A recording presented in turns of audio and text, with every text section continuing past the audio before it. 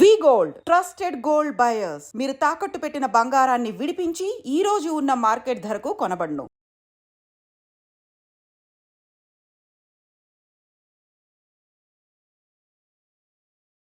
Hi hello నమస్తే, welcome back to iDream media. ఇక India Pakistan మధ్య యుద్ధ మేఘాలు అయితే కమ్ముకున్నాయి. అలాగే సింధూర్ పేరుతో ఇండియా ఆపరేషన్ కూడా స్టార్ట్ చేసింది, ఇన్ఫిల్ట్రేట్ చేస్తుంది టెర్రరిస్టులందరినీ. అయితే ఇక పాకిస్తాన్కి యుద్ధం చేయక తప్పే పరిస్థితి అయితే లేదన్నట్టే కనిపిస్తుంది. ఈ విషయాలు మనతో పంచుకోవడానికి మనతో ఉన్నారు రిటైర్డ్ గ్రూప్ కెప్టెన్, అలాగే విశ్రాంత ఎయిర్ ఫోర్స్ ఆఫీసర్, అలాగే మరీ ముఖ్యంగా రాజేంద్ర ప్రసాద్ గారు మనతో ఉన్నారు. సార్తో మాట్లాడదాం. నమస్కారం సార్. నమస్తే అండి. సార్, ఇప్పుడు ఆపరేషన్ సింధూర్ పేరుతో ఇండియా ఇన్ఫిల్ట్రేట్ చేస్తుంది టెర్రరిస్టులందరినీ. ఇలా ఆ పక్క దేశంలోని బోర్డర్ దాటి వెళ్ళి అక్కడ మనం ఇన్ఫిల్ట్రేట్ చేస్తున్నప్పుడు అవతల కంట్రీ యుద్ధం చేయాల్సిన పరిస్థితి వచ్చినట్లేనా? దాన్ని ఏ విధంగా చూడొచ్చు ఈ సిచ్యువేషన్? మనం ఇన్ఫిల్ట్రేట్ చేయడం కంటే మనం ఆ శత్రు స్థావరాలని మనం టార్గెట్గా పెట్టుకుని దాడి చేస్తున్నామండి. ఆ శత్రు మూలాలని మనం నిర్మూలించడానికి ఆపరేషన్ సింధూర్ అని ఒక ఆపరేషన్ మనము సంయుక్తంగా నిర్వహిస్తున్నాం. భారతీయ వాయుసేన, తర్వాత భారతీయ ఆర్మీ అండ్ నేవీ సహకారంతో కంబైన్డ్ ఫోర్సెస్ తోటి మనము గత అర్ధరాత్రి 1:05 మనం స్టార్ట్ చేశాము. ఇది ఏంటంటే, దీని మూల కారణం ఏంటంటే, పాకిస్తాన్లో నెలకొని ఉన్నటువంటి ముఖ్యమైన 9 టెర్రరిస్ట్ ట్రైనింగ్ క్యాంప్స్, వాటిని నిర్మూలించడం మన ముఖ్య ఉద్దేశము. దాంతోపాటు మనం సక్సెస్ఫుల్గా ఎయిర్ ఫోర్స్ అండ్ ఆర్మీ ద్వారా missiles and air crafts attack ద్వారా వాటిని మనం నిర్మూలించగలిగాం. సార్, ఇప్పుడు ఇండియా అనేది చాలా డిఫెన్సిబుల్ కంట్రీగా ఉండేది అని చెప్పేసి ప్రపంచం మొత్తానికి తెలుసు. బట్ మన మీద ఇలాగా పల్గామ్లో జరిగిన అటాక్ తర్వాత ఈ ఒపీనియన్ మారిందనే చెప్పవచ్చు. ఎందుకంటే మోడీ గారు ఇంగ్లీష్లో ఒక స్టేట్మెంట్ కూడా పాస్ చేయడం జరిగింది, మనం ఇంకా శాంతిగా ఉండే పరిస్థితి లేదు అని చెప్తూ. ఇక పాకిస్తాన్ మీద ఆల్రెడీ అటాక్ అనేది మొదలుపెట్టాం కాబట్టి వారికి ఎంత దగ్గరగా ఉన్నాయి రెండు కంట్రీస్ అంటే ఏం చెప్తారు? మన డిఫెన్స్ డాక్ట్రిన్ అనేది ఇంతకుముందు పాతకాలంలో మనది డిఫెన్సివ్ అఫెన్సివ్గా ఉండేది. అంటే మన మీద ఎవరైనా దాడి చేస్తే మనం తిప్పకూడదాం అని. ఇప్పుడు మనం దాన్ని పందా మార్చుకున్నాం. మనము ఇప్పుడు అఫెన్సివ్ డిఫెన్సివ్గా చేస్తున్నాము. ఎప్పుడైతే పాకిస్తాన్ మనతోటి 3 యుద్ధాలు చేసిందండి, 1965, 67 అండ్ 71. ఈ మూడిట్లోనూ ఘోరంగా ఓడిపోయింది. ఘోరంగా ఓడిపోయిన తర్వాత తన పంతా మార్చుకొని ఇక మనం భారతదేశంతో మనము డైరెక్ట్ యుద్ధం, అంటే మన కన్వెన్షనల్ వార్ అంటారు, అది చేయలేమని అన్కన్వెన్షనల్ వార్ అనమాట, ప్రాక్సీ వార్ అంటారు మనగా. అంటే అసహజమైన యుద్ధం, అసహజ యుద్ధం అనమాట, టెర్రరిస్టుల ద్వారా స్టార్ట్ చేసింది. ఇది స్టార్ట్ చేసింది ఎప్పుడంటే 1985లో మన పంజాబ్లో మిలిటెంట్స్ని ప్రోత్సహించి బింద్రన్వాలే సహాయంతో 85లో మన మీద ప్రాక్సీ వారు మొదలుపెట్టింది. 1985 తర్వాత 1990లో ఒక 2 వైమానిక దళ ఆఫీసర్లను చంపేసింది శ్రీనగర్లో, ఎయిర్ ఫోర్స్ స్టేషన్ శ్రీనగర్ ముందు. ఆ తర్వాత కాశ్మీర్ నుంచి పండితులను తరిమేసింది. తర్వాత మన పార్లమెంట్ మీద దాడి చేసింది, ముంబై దాడులు జరిగినాయి. తర్వాత మన ఎయిర్ ఫోర్స్ స్టేషన్ పఠాన్కోట్ మీద దాడి జరిగింది. అంతకుముందు 2005-06లో మన హైదరాబాద్ నగరం తీసుకుంటే దిల్సుఖ్ నగర్ దాడులు జరిగినాయి, వరుస బాంబు పేలుళ్ళు. అలాగే గోకుల్ చాట్ జరిగింది, లుంబిని పార్క్లో జరిగింది, పోలీస్ ఆఫీసర్స్ ఆఫీస్ మీద అటాక్ చేశారు. వీటన్నిటి వాళ్ళ ఉద్దేశం ఏంటంటే, మనం డైరెక్ట్గా భారత్ తోటి యుద్ధం చేసి గెలవలేము కాబట్టి ఇలా మనం భారత్ని మనము ఈ టెర్రరిస్టులను పంపించి చేయటం వల్ల చాలా చౌకగా ఉంటుంది వాళ్ళకి. అంటే యుద్ధానికి పెట్టే ఖర్చు చాలా తక్కువ, 3 లక్షలకు ఒక టెర్రరిస్ట్ తయారవుతాడు వాడికి. ఇండియా యుద్ధం చేయడం మొదలు పెడితే పాకిస్తాన్ ఎంతకాలం దాన్ని తీసుకోగలదంటారు? అసలు పాకిస్తాన్ దగ్గర ఎలాంటి వెపనరీ ఉంది, ఎలాంటి మిసైల్ సిస్టమ్ ఉంది, పాకిస్తాన్ దగ్గర ఉన్న బలం ఏంటో తెలుసుకోవచ్చా? పాకిస్తాన్ ఆర్మీ మీరు చూసుకుంటే, పాకిస్తాన్ మన ఉత్తరప్రదేశ్ కంటే చాలా చిన్నదండి. 24 కోట్ల జనాభా, మన ఉత్తరప్రదేశ్ 25 కోట్లు ఉంది. పాకిస్తాన్ ముఖ్యంగా తీసుకుంటే 6 లక్షల మంది సైన్యం ఉన్నారు. ఆ సైన్యం కూడా మీరు సైన్యం అనే కంటే వాళ్ళు పాలిటిక్స్లో ఇంటర్ఫీర్ అవుతారు, తర్వాత వ్యాపారాల్లో కూడా ఇంటర్ఫీర్ అవుతారు. ఆర్మీ డైరెక్ట్గా 100 రకాల బిజినెస్ సంస్థలు నడుపుతుంది, ట్రాన్స్పోర్టేషన్ నుంచి లాండ్రీ సర్వీసెస్ వరకు. అసలు ఆర్మీకి అంత పర్మిషన్స్ ఇస్తారా ఎక్కడైనా, ఏ కంట్రీ అయినా? వాళ్ళు మొత్తం వాళ్ళ రాజ్యాన్ని, వాళ్ళు ఏమంటారు, రాజులు ఎట్లా ఉంటారో ఆ విధంగా వాళ్ళని, పాకిస్తాన్ని వాళ్ళు పీల్చి చేసేస్తున్నారు. దాంతోపాటు వాళ్ళ ఎకానమీ అంతా కుప్పకూలిపోయింది. అంటే మన కంట్రీలో ఆర్మీకి ఇలాంటి పర్మిషన్స్ లేవనేది నేను విన్నాను. అసలు లేదు, మనది professional army, air force, navy అండి. అసలు మనం పొలిటికల్ గా అసలు మాట్లాడకూడదు సర్వీస్ లో ఉన్నంత కాలం. స్టేట్మెంట్స్ అసలు బిజినెస్ అనేది అస్సలు చేయకూడదు. అసలు ఏ మాత్రం బిజినెస్ లో ఇన్వాల్వ్ అయినా కానీ అతను డిస్మిస్ చేసి పారేస్తారు. అలాంటిది మనది truly professional army, air force and navy అండి. అంటే డబ్బుకి అలవాటు పడిపోయిన ఆర్మీ కింద అక్కడ పాకిస్తాన్ ఆర్మీ క్లియర్ గా కనిపిస్తుంది. అలా అయితే అవునండి, అలాంటి ఆర్మీ మనల్ని ఎదుర్కోగలదు అంటారా? తప్పకుండా ఎదుర్కోలేదండి. అది చాలా వీక్ గా ఉంది. పాకిస్తాన్ ఎకానమీ చాలా వీక్ గా ఉంది. వాళ్ళు చూస్తారంటే మీరు $9 బిలియన్ మాత్రమే ఫారెక్స్ రిజర్వ్ ఉంది. అది ఒక వారం మాత్రం సరిపోతుంది. ఒకవేళ మనకి పాకిస్తాన్ మన మీద యుద్ధం స్టార్ట్ చేసినా కానీ, కన్వెన్షనల్ వార్ స్టార్ట్ చేసినా కానీ, వాళ్ళవన్నీ కూడా రిసోర్సెస్ అన్ని 1 వీక్ కి అయిపోతాయి. ఆ తర్వాత వాళ్ళకి డబ్బులు ఇచ్చే వాళ్ళు ఎవరున్నారు, తర్వాత ఆయుధాలు సప్లై చేసే వాళ్ళు ఎవరున్నారు ఆలోచిస్తే ఎవరు లేరు. కొంచెం దూరంగా మనకు కనిపిస్తారు ఒక టర్కీ, తర్వాత చైనా కూడా మోరల్గా సపోర్ట్ చేస్తుందేమో కానీ డైరెక్ట్గా వాళ్ళ సైన్యాన్ని పంపించి లేకపోతే వాళ్ళ షిప్స్ని, వాళ్ళ ఎయిర్క్రాఫ్ట్ని పంపించి చేయలేదు. ఎందుకంటే డబ్బులు తిరిగి రావు కదా చైనాకి. ఎందుకు ఖర్చు పెడుతుందండి మన మీద యుద్ధానికి పోతే? అండ్ యుద్ధం కూడా 1-2 రోజులు జరగచ్చు, లేకపోతే 2 సంవత్సరాలు కూడా జరగచ్చు. ఇప్పుడు ఉక్రెయిన్ యుద్ధం చూడండి, 2000 నుంచి నడుస్తుంది. అట్లాగే మీరు అమెరికా ఇరాక్ వార్ చూసుకుని ఎన్ని సంవత్సరాలు నడిచింది? దాదాపు 20 సంవత్సరాల పైన నడిచింది. తర్వాత ఆఫ్ఘనిస్తాన్ లో ఆ వార్ 2 సంవత్సరాలు నడిచింది, మోర్ దెన్ 10 years నడిచింది. సో ఈ వార్ అనేది మనం చెప్పలేం.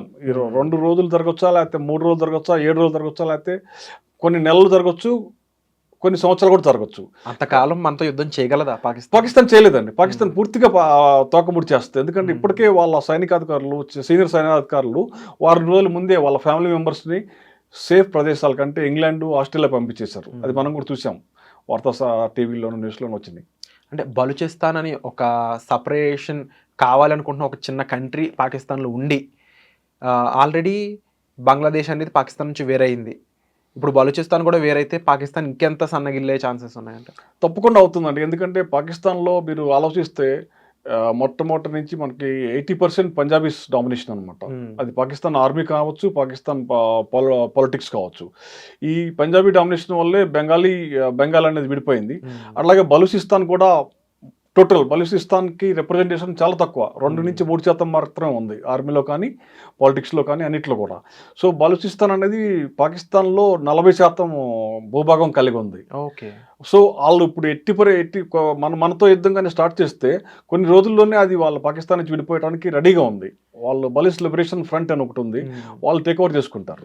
పాకిస్తాన్ దగ్గర ఉన్న మిసైల్స్ కానీ, లేకపోతే అది కూడా న్యూక్లియర్ కంట్రీ అనేది మనకు అందరికీ తెలిసిందే. ఈ రెండిట్లో లాంగ్ రేంజ్ మిసైల్స్ వాళ్ళ దగ్గర ఏ రేంజ్ వరకు ఉన్నాయి?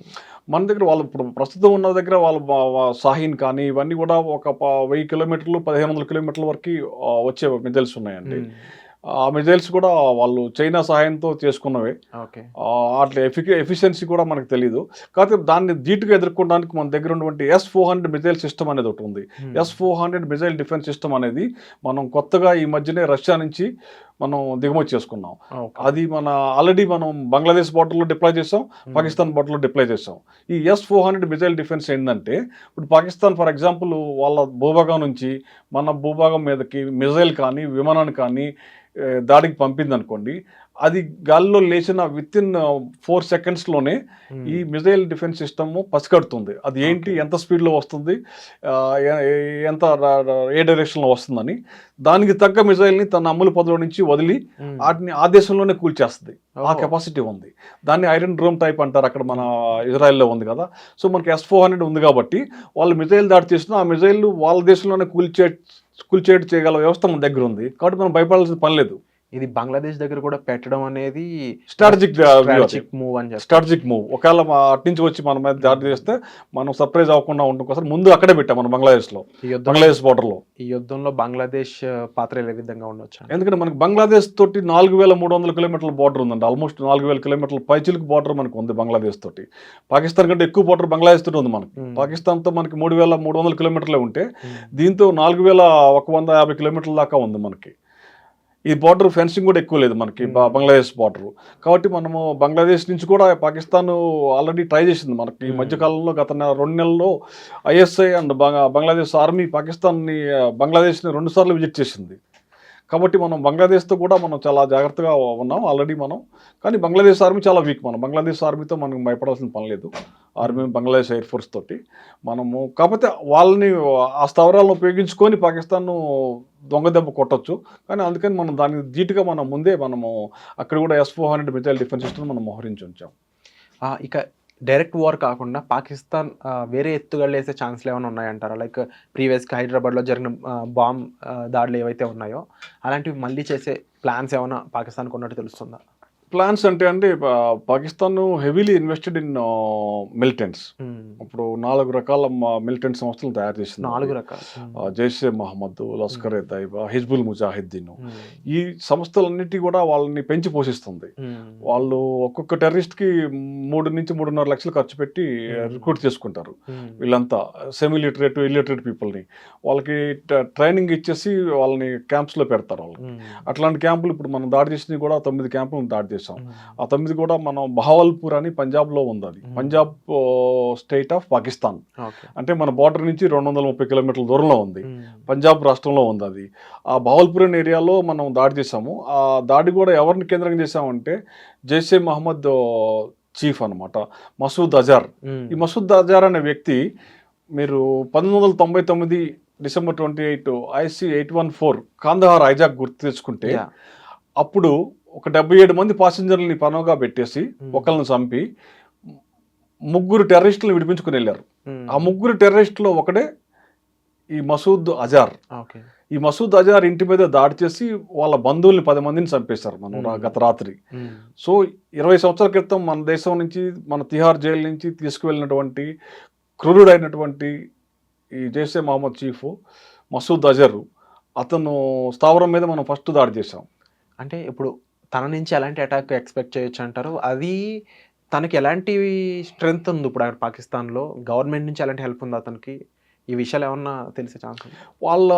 ఉంటుందండి. వాళ్ళ టెర్రరిస్టులు వాళ్ళు తయారు చేసిన తర్వాత కొంతమందిని ఆల్రెడీ పంపుతారు. కాశ్మీర్లో కొంతమంది ఉంటారు. స్లీపర్ సెల్స్ ఉంటాయి మన ఇండియాలో కూడా. మన అన్ని బెంగళూరు, హైదరాబాద్, ఢిల్లీలో కూడా స్లీపర్ సెల్స్ని వాళ్ళు మెయింటైన్ చేస్తూ ఉంటారు.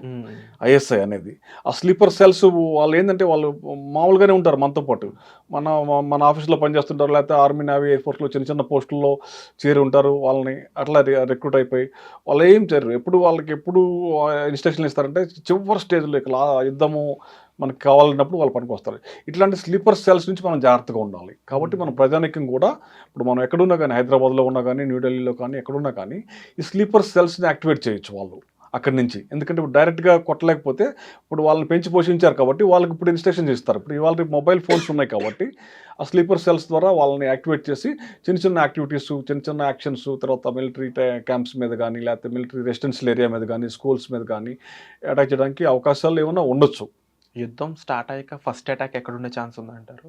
అది డిపెండ్స్ అండి. ఫస్ట్ అటాక్ అంటే ఇప్పుడు మీరు వాళ్ళు పాకిస్తాన్ స్ట్రాటజీ ప్రకారం వాళ్ళు మిలిటరీ స్థావరాలనే కొడతారా, లేకపోతే మన ఎకనామిక్ స్థావరాలు, మన ఇండస్ట్రీస్ కానీ, మేజర్ ఇండస్ట్రీస్ ఉన్నాయి, ఆయిల్ రిఫైనరీస్ ఉన్నాయి మనకి.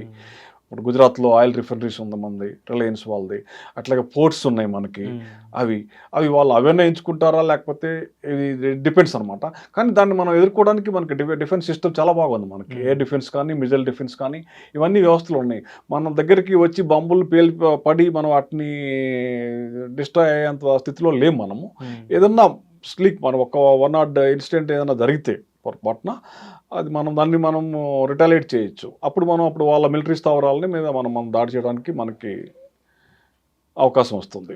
నెక్స్ట్ ఇండియా ప్లాన్ ఏ విధంగా ఉందంటారు? అంటే మనం ఏం కోరుకుంటున్నాం పాకిస్తాన్ నుంచి? కంప్లీట్ టెర్రరిజం అనే దాన్ని అంతం చేయడానికి ఎలాంటి ప్లాన్సా, లేకపోతే పాకిస్తాన్ నుంచి what we're expecting from this war అంటే ఏం చెప్తారు? ఇదేనా నేను చెప్పాను కదా, గత 40 సంవత్సరాల నుంచి వాళ్ళు చేస్తున్న ప్రాక్సీ వార్కి మనము చరమగీతం పాడాలి.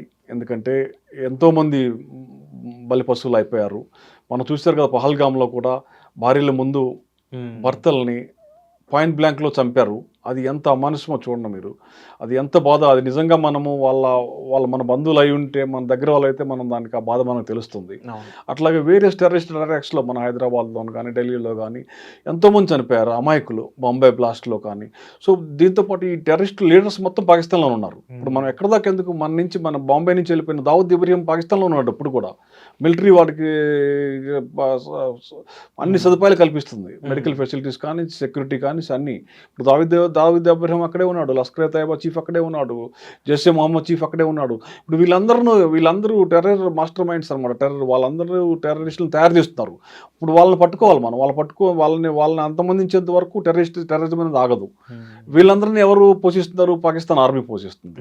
పాకిస్తాన్ ఆర్మీని ఎవరు గైడ్ చేస్తున్నారు? పొలిటీషియన్స్ గైడ్ చేస్తారు. సో ఇదంతా ఒక సిస్టమ్, ఇంటర్లింక్డ్ సిస్టమ్ అనమాట. మనం ఇప్పుడు వీళ్ళని దాడి చేసామంటే కుదరదు. మనం ఆ ఎంటైర్ నెట్వర్క్ని, ఆ ఈకో సిస్టాన్ని మనం నిర్మూలించాలి. ఆ ఈకో సిస్టమ్ నిర్మించాలంటే పాకిస్తాన్ 3 ముక్కలు 4 ముక్కలు అయిపోవాలి.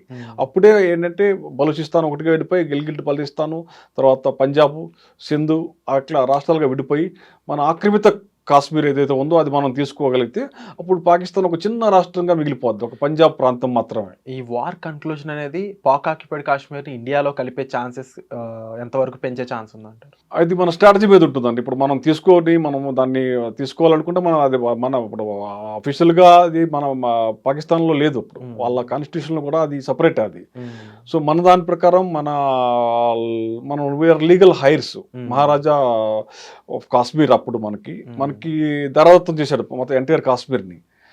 ఆ కాశ్మీర్ ఇప్పుడు కాబట్టి మనకే చెందుతుంది. అది అఫీషియల్గా తీసుకున్నా కానీ, మనం ఎక్కడికి వెళ్ళినా కానీ మనకి ఎలాగైతే మన నిజాం మనకి హైదరాబాద్లో కలిపేశాడో గవర్నమెంట్ ఆఫ్ ఇండియాలో, అట్లాగే జేఎన్కే కూడా మనకి పూర్తిగా మనలో కలవబడింది. కాబట్టి అది మన ప్రాంతమే కాబట్టి మనం ఎప్పుడైనా తీసుకోవచ్చు.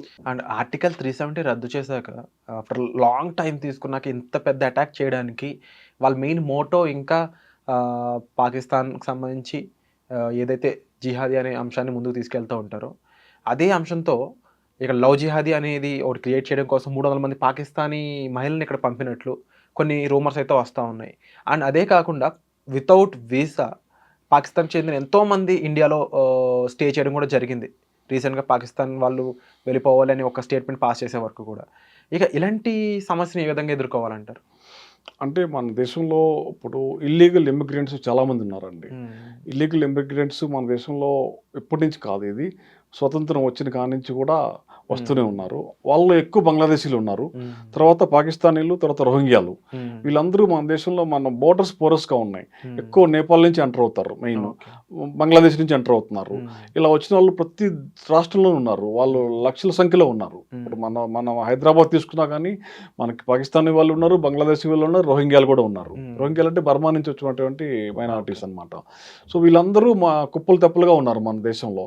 వాళ్ళని వేరు పారేయడానికే ఇప్పుడు మనం కొత్త చట్టాలనేది తీసుకొస్తున్నాం. ఇప్పుడు దాని మీద అలజడులు జరుగుతూ ఉన్నాయి. వద్దని ఎన్ఆర్సీ అనే చట్టం తీసుకొచ్చింది మనం. అందుకే ఎన్ఆర్సీ నేషనల్ రిజిస్టర్ అనమాట. ఎవరెవరైతే యాక్చువల్ సిటిజన్సో వాళ్ళందరికీ ఒక రిజిస్టర్ ఓపెన్ చేస్తుంటే దాని మీద కూడా గొడవలు చేస్తున్నారు. అలాంటప్పుడు మన దేశంలో ఉన్నటువంటి పారిపోయి వచ్చిన వాళ్ళని మనం పంపించేయాలి. ఇప్పుడు జరిగే ఈ వార్ అనేది ఎంతవరకు మనకి నష్టం కలిగించే ఛాన్స్ ఉందంటారు? అసలు నష్టం కలిగించే ఛాన్స్ ఉందా? ఇప్పుడు హైదరాబాద్ వరకు రీచ్ అయ్యే క్యాపబిలిటీ ఉందా పాకిస్తాన్కి? హైదరాబాద్ వరకు రీచ్ అయ్యే క్యాపబిలిటీ అంటే ఇప్పుడు వాళ్ళ మిజైల్స్ కానీ ఎయిర్ క్రాఫ్ట్స్ కానీ రావచ్చు, కానీ వాటిని మనం ఎదుర్కొనే శక్తి ఉంది కదా మనకి. ఛాన్సెస్ ఆర్ గ్రిమ్ అనమాట. మనకి 90% మనం వాటిని కూల్చేస్తాం. ఏదన్నా 10% ఛాన్సెస్ మీరు అనుకుంటే అవి అట్లా ఉండొచ్చు. కానీ మన ఎయిర్ డిఫెన్స్ సిస్టమ్ చాలా పవర్ఫుల్గా ఉందండి. మిజైల్ డిఫెన్స్ సిస్టమ్ చాలా పవర్ఫుల్గా ఉంది. తర్వాత మనం భారతదేశం గత 10 సంవత్సరాల నుంచి ఏం చేసామంటే మనము సిడిఎస్ అనే ఒక వ్యవస్థను స్థాపించాం, చీఫ్ ఆఫ్ డిఫెన్స్ స్టాఫ్. అది కీర్తిశేషులు జనరల్ బిపిన్ రావత్ గారు మొట్టమొదటి సిడిఎస్. సిడిఎస్ అంటే ఇంతకుముందు ఆర్మీ, నేవీ, ఎయిర్ ఫోర్స్ 3 ఉండేవి. ఏదైనా యుద్ధం వస్తే 3 సపరేట్గా చేస్తూ ఉండేవి. ఓన్లీ కోర్ లెవెల్లోను, కమాండ్ లెవెల్లోను మాత్రమే ఇంటిగ్రేషన్ ఉండేది. కానీ బట్ లోవర్ లెవెల్లో ఎవరికి వాళ్ళు ఇండిపెండెంట్గా యుద్ధం చేసుకునే వాళ్ళు. ఇప్పుడు ఆర్మీ ఏం చేస్తుందో ఎయిర్ ఫోర్స్ తెలిసేది కాదు, ఎయిర్ ఫోర్స్ ఏం చేస్తుందో నేవీ తెలిసేది కాదు, నేవీ ఏం చేస్తుందో తెలుస్తుందో ఆర్మీకి తెలిసేది కాదు. ఇప్పుడు ఈ సిడిఎస్ సిస్టాన్ని పెడతాం వలన ఈ మొత్తం కంబైన్ ఇప్పుడు మనం ఈ చేసిన ఆపరేషన్ సింధూర్ కూడా 3 కలిసి చేశారు. ఓకే. ఈ ప్లాన్స్. కాబట్టి మన army, navy, air force has become more potent now because of CDS. ఈ కంబైన్డ్ డిఫెన్స్ సర్వీసెస్ అనే కంబైన్డ్ డిఫెన్స్ సర్వీస్ అని 3 సర్వీసెస్ని కలిపి జాయింట్ కమాండ్ సిస్టమ్ అని ఏర్పాటు చేస్తారు. అంటే ఈ ఒక కమాండ్లో 3 సంబంధించిన ఆఫీసర్లు కలిసి ఉంటారు. బ్రిగేడియర్ అండ్ అబోవ్ లెవెల్ ఆఫీసర్స్ని ఆల్రెడీ పోస్ట్ కూడా చేశారు అన్ని చోట్ల. కాబట్టి ఈ 3 కలిపి సంయుక్తంగా యుద్ధం చేయడం కాబట్టి అది మనకి చాలా అడ్వాంటేజ్గా ఉంటుంది. ప్లస్ మనకి ఆర్మీ ఉంది, నేవీ ఉంది, ఎయిర్ ఫోర్స్ ఉంది. తర్వాత మనకి నేవీలో ఎయిర్ ఫోర్స్ క్యారియర్స్ ఉన్నాయి, అది పాకిస్తాన్ దగ్గర లేవు. సో మనకి ఎయిర్ డామినెన్స్, ఎయిర్ సుపీరియారిటీ అనేది ఆల్రెడీ మనకి అచీవ్డ్ అనమాట. పాకిస్తాన్కి ఏమీ లేదు, ఎయిర్ డామినెన్స్ లేదు, ఎయిర్ సుపీరియారిటీ లేదు, తర్వాత ఫైనాన్షియల్ సుపీరియారిటీ లేదు, తర్వాత స్ట్రెంగ్త్ వైజ్ కూడా సుపీరియారిటీ లేదు. ఇప్పుడు వాళ్ళు మనం వాళ్ళు 6 లక్షలు వాళ్ళది, మనది 16 లక్షలు. అండ్ ఇన్ఫాంట్రీ పరంగా కూడా మనం చాలా పెద్ద నెంబర్, డైరెక్ట్గా వెళ్ళి యుద్ధం చేసే పర్సన్స్ అయ్యి. So direct man to man war అనేది ఇక్కడ జరిగే స్కోప్ ఉందా, లేకపోతే ఎయిర్ ఫోర్స్ అనే దానికి ఎక్కువ క్యాపబిలిటీ ఇచ్చే ఛాన్సెస్ ఉన్నాయి? డిపెండ్స్ అండి. మ్యాన్ టు మ్యాన్ అంటే ఇప్పుడు మనకి అంత లెవెల్కి వెళ్ళాం మనం ఇప్పుడు. కానీ మనము వాళ్ళ స్థావరాలను, మిలిటరీ స్థావరాలని, వాళ్ళ ఎకనామిక్ స్థావరాలని మనం ధ్వంసం చేయగలిగాం అనుకోండి, దాని తర్వాత వస్తుంది మ్యాన్ టు మ్యాన్ అనేది. ఆ స్టేజ్కి వస్తుంది. మనం ఈ లోపు మనం వాళ్ళ మిలిటరీ స్థావరాలని, పొటెన్షియల్ ఆర్మీ స్థావరాలని, తర్వాత వాళ్ళ బ్యాటిల్ గ్రౌండ్స్ అన్నిటిని మనం డ్యామేజ్ చేయగలిగితే అప్పుడు 1-1 రావడానికి అవకాశం ఉంది. కాబట్టి నేను అంతవరకు రాదనుకుంటున్నా. వాళ్ళ దగ్గర ఆ కెపాసిటీ లేదు. ఆ కెపాసిటీకి మెయిన్ డబ్బులు ఉండాలి. డబ్బులు అనేది వాళ్ళ దగ్గర లేనప్పుడు వాళ్ళు ఎంతకాలం యుద్ధం చేస్తారు చెప్పండి మీరు? మానసికంగా కుంగిపోయి ఉన్నారు వాళ్ళు ఇప్పుడు. సో ఇప్పుడున్న టైంలో బలూచిస్తాన్ కంపల్సరీ ఒక కంట్రీగా ఏర్పడే స్కోప్ అనేది కనిపిస్తుంది. డెఫినెట్గా అప్పుడు మీరు చూడండి, ఒక వారం రోజుల్లోపు వాళ్ళు ఇంకా తీవ్రంగా చేస్తారు. ఇప్పుడు మన వైపు పాకిస్తాన్ సైనికులు ఇటువైపు ఉంటే మనకు, అంటే వాళ్ళకి ఈస్టర్న్ సైడ్ అవుతాం మనం. అటు వెస్టర్న్ బార్డర్లో బలూచిస్తాన్ ఉంది. బలూచ్ లిబరేషన్ ఫ్రంట్ చాలా స్ట్రాంగ్గా అటాక్ చేస్తుంది. సో వాళ్ళు ఈజీగా వాళ్ళు ఇండిపెండెంట్ తీసుకోవచ్చు. అది తీసుకుంటే వాళ్ళకి మొరల్ దెబ్బ పాకిస్తాన్కి. ప్లస్ ల్యాండ్ లాక్ అయిపోతుంది. అది ఉండటం వల్లనే వాళ్ళు బలూచిస్తాన్ ఉంటే గ్వాదర్ పోర్ట్ అని ఒకటి ఉంది ఇరాన్ దగ్గర, అది కట్ అయిపోయింది అనుకోండి. ఇప్పుడు ఇక మిగిలేది ఏంటంటే land locked Punjab province of Pakistan. వాళ్ళు దాక్కోవడానికి ప్లేస్ కూడా ఉండదు. సో మనకి చాలా ఈజీగా ఉంటుంది. కాబట్టి ఒకటే ముక్క కాదు, 2-3 ముక్కలు అయ్యే అవకాశాలు చాలా ఉన్నాయి. అండ్ మన దగ్గర ఎలాంటి అడ్వాన్స్డ్ మెకానిజం కానీ, ఫ్లైట్స్ కానీ, ఫైటర్ మనం రీసెంట్గా మనం రఫేల్ మల్టీ రోల్ ఫైటర్ ఎయిర్క్రాఫ్ట్స్ని మనము ఫ్రాన్స్ నుంచి పొందామండి. మన దగ్గర ఆల్రెడీ సుఖాయ్ 30 యుద్ధ విమానాలు ఉన్నాయి. అవి కూడా ఫైటర్ విమానాలు, చాలా సుపీరియర్ కేటగిరీ. Su-30 తర్వాత మనకి MiG-29 ఉన్నాయి, అలాగే జాగ్వార్స్ ఉన్నాయి, MiG-21 ఇంకా నడుపుతున్నాం మనం. తర్వాత మన దగ్గర లాంగ్ రేంజ్ మిసైల్స్ యొక్క డిస్టెన్స్ లెవెల్ చెప్తారు. మన పృథ్వీ ఉన్నాయండి. పృథ్వీ 1, 2, 3 ఉన్నాయి. అవి మనకి 300, 600, తర్వాత 1000, 1500, తర్వాత 2000, 3000 వరకు మనం టెస్ట్ చేసాం పృథ్వీ మిసైల్స్ అనేవి.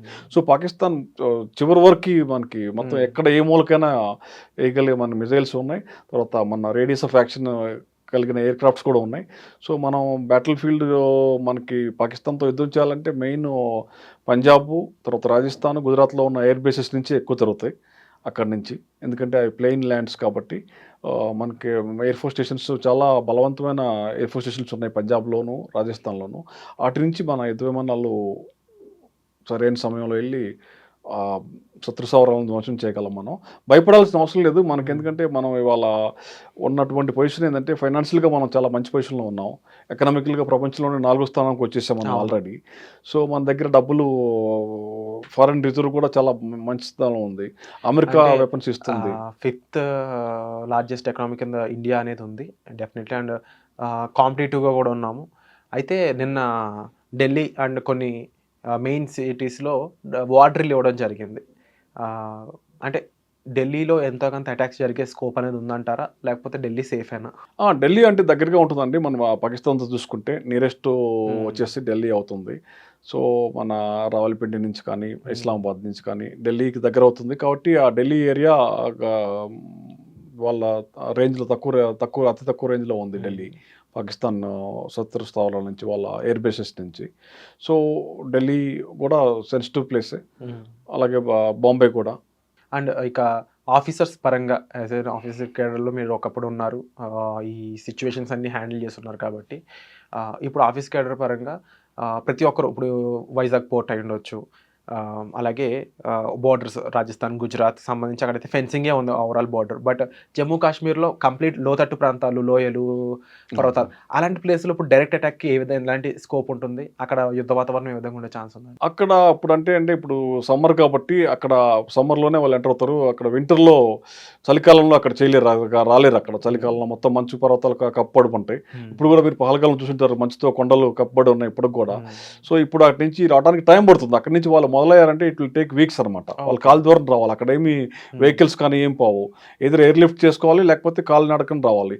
కొన్ని రోజులు పడుతుంది అక్కడి నుంచి. సో ఇమీడియట్గా వాళ్ళు తీసుకొని బయలుదేరి టెర్రరిస్టులు మన దేశానికి రాలేరు. ప్లెయిన్ బార్డర్స్ అయితే రాజస్థాన్, తర్వాత గుజరాత్, తర్వాత పంజాబ్ ఉన్నటువంటి బార్డర్స్, అక్కడి నుంచే వాళ్ళకి ఎంటర్ అవ్వాలంటే ఈజీ అనమాట మనకి. ఇటు నుంచి రావడం టెర్రరిస్టులు మాత్రం ఇటు జమ్మూ కాశ్మీర్లో నుంచి, జమ్మూ బార్డర్ నుంచి కానీ, కాశ్మీర్ లోయ నుంచి కానీ ట్రై చేస్తూ ఉంటారు. అక్కడ మనకి ఫెన్సింగ్ లేదు. మనకి ఇండియా పాకిస్తాన్ తోటి 2000 కిలోమీటర్లు మాత్రమే ఫెన్సింగ్ ఉంది. India Pakistan border out of 3000 kilometres. ఈ 3300 కిలోమీటర్స్ బార్డర్ ఉంది మనకి పాకిస్తాన్. అందులో ఒక 2000 కిలోమీటర్లు మాత్రం మనకి ఫుల్ ఫెన్సింగ్ ఉంది. అది కూడా పంజాబ్, రాజస్థాన్ అండ్ గుజరాత్. సో జమ్మూ కాశ్మీర్లో కొంత మాత్రమే ఉంది, జమ్మూ రీజన్లో. సో ఈ ప్రాంతాల నుంచి వాళ్ళు టెర్రరిస్టులు కానీ మాత్రం రాగలరు. సోల్జర్స్ రావాలంటే ఇట్ టేక్స్ టైం. ఇక ఇండియన్ సిటిజన్స్కి ఏం చెప్తారు ఈ వార్కి సంబంధించి? ఎలాంటి జాగ్రత్తలు తీసుకోమని అంటారు? అయితే మనం నేర్చుకోవాలండి. మనం ఇజ్రాయెల్ నుంచి నేర్చుకోవాలి. ఇప్పుడు ఇజ్రాయెల్ దేశం మన హైదరాబాద్ కంటే చాలా చిన్నది పాపులేషన్ వైజ్.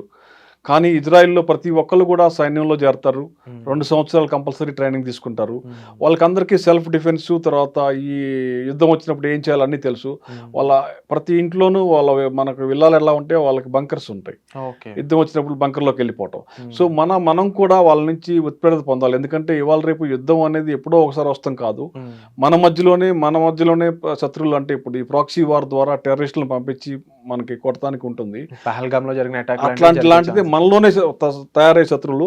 కాబట్టి మనం కూడా సెల్ఫ్ డిఫెన్స్ అనేది నేర్చుకోవాలి ప్రతి ఒక్కరు. దానికోసం ఇప్పుడు అగ్నివీర్ అని ఎందుకు పెట్టారంటే, అగ్నివీర్ స్కీమ్ అనేది ప్రతి సంవత్సరము 2.5 లక్షల మంది మనం తీసుకుంటున్నాం అగ్నివీర్లో.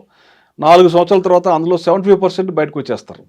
అంటే మనం ఒక యువకుడిని 17 సంవత్సరాల్లో మనం ఆర్మీలో, నావీ, ఎయిర్ ఫోర్స్లో తీసుకుంటున్నాము. ఎవ్రీ ఇయర్ మనకి ఇంకా 2 సంవత్సరాల తర్వాత ఒక 2 లక్షల మంది వెనక్కి వచ్చేస్తున్నారు అగ్నివీర్ నుంచి. వీళ్ళు అన్ని ఉద్యోగాల్లో చేరతారు. వీళ్ళందరూ ట్రైన్డ్, కంబాట్ ట్రైన్డ్ అనమాట, వెపన్ ట్రైన్డ్. కాబట్టి మన దేశంలో ఇప్పుడు వచ్చే 2 సంవత్సరాల తర్వాత, అంటే ఇప్పుడు 22లో మొదలెట్టాం మనం, ఇప్పుడు 26 నుంచి ప్రతి సంవత్సరం మనకి 75% తిరిగి వచ్చే అగ్నివీరులు ఉన్నారే, వాళ్ళు దరిదాపు సంవత్సరానికి 2 లక్షల మంది వస్తారు. ఈ సంవత్సరానికి 2 లక్షల మంది అంటే మీరు 10 సంవత్సరాల్లో 20 లక్షల మంది తయారవుతారు. 20 సంవత్సరాలు 40 లక్షల మంది. సో ఈ అగ్నివీరులు అందరూ కూడా ట్రైన్డ్. అందుకోసం మన వాళ్ళు అందరికీ కంపల్సరీ మిలిటరీ అంటే కాదు. ఇక్కడైతే 140 కోట్ల పాపులేషన్లో కుదరదు. అందుకని మనం ఏం చేసామంటే అగ్నివీర్ స్కీమ్ అని పెట్టి 4 సంవత్సరాలు మాత్రం ఆర్మీ, ఎయిర్ ఫోర్స్, నేవీలో ఉంచేసి 20% మాత్రం మందిని ఉంచుకొని 70% మంది బయట పంపిస్తున్నాం. దానివల్ల ఏమైందంటే మన సొసైటీలో అందరికీ కూడా డిఫెన్స్ టాక్టిక్స్ తెలుస్తాయి, వాళ్ళని ఏదన్నా మనం చేయడానికి అనేది. సో మన వాళ్ళందరం కూడా జాగ్రత్తగా ఉండాలి. సెల్ఫ్ డిఫెన్స్, అబ్జర్వేషను, సెక్యూరిటీ అనేది ఒక ఓన్లీ ఆర్మీ, నేవీ, ఎయిర్ ఫోర్స్దే కాదు, గవర్నమెంట్దే కాదు, పోలీస్దే కాదు. ప్రతి ఒక్క వ్యక్తి కూడా ఇజ్రాయిలీస్ లాగా మనం కూడా జాగ్రత్తగా ఉండి మన చుట్టుపక్కల ఎవరు వస్తున్నారు, ఏంటి, మన మీద ఎవరైనా దాడి చేస్తారా అనే ఆలోచన పెంపొందించుకోవాలి మనం. Wonderful sir. అండ్ మీరు ఇచ్చిన మెసేజ్ అనేది తప్పకుండా ప్రతి ఒక్కరూ కూడా వాళ్ళు ఇన్బిల్డ్ చేసుకొని దాన్ని పాటించాల్సిన అవసరం ఎంతైనా ఉంది. అండ్ పహల్గామ్ లాంటి అటాక్లో కూడా ఎంతోమంది వీరోచితంగా పోరాడిన వాళ్ళు ఉన్నారు, గన్ లాక్కొని తమ ప్రాణాలు పోగొట్టుకున్న వాళ్ళు ఉన్నారు. వాళ్ళందరికీ కూడా న్యాయం జరగాలి. అండ్ డెఫినెట్లీ ఈ ఆపరేషన్ సింధూర్తో పాటుగా ఒక రైట్ అనాలిసిస్ అనేది గవర్నమెంట్ తీసుకుంటుంది, ఒక రైట్ యాక్షన్ అనేది గవర్నమెంట్ తీసుకుంటుంది. We're hats off to government అని చెప్పాలి. అండ్ డెఫినెట్లీ మీలాంటి ఎంతోమంది ఎయిర్ ఫోర్స్, ఆర్మీ అండ్ నేవీలో చేసిన ప్రతి ఒక్కరికి కూడా వీఆర్ వెరీ హానర్డ్. అండ్ మేము చాలా థ్యాంక్ యూ చెప్పాలి మీ అందరికీ కూడా. And it's a great pleasure and great time to have you here sir. Thank you so much. ధన్యవాదాలండి. జై సింధూర్, జై జై సింధూర్, జై హో సింధూర్, జై హింద్.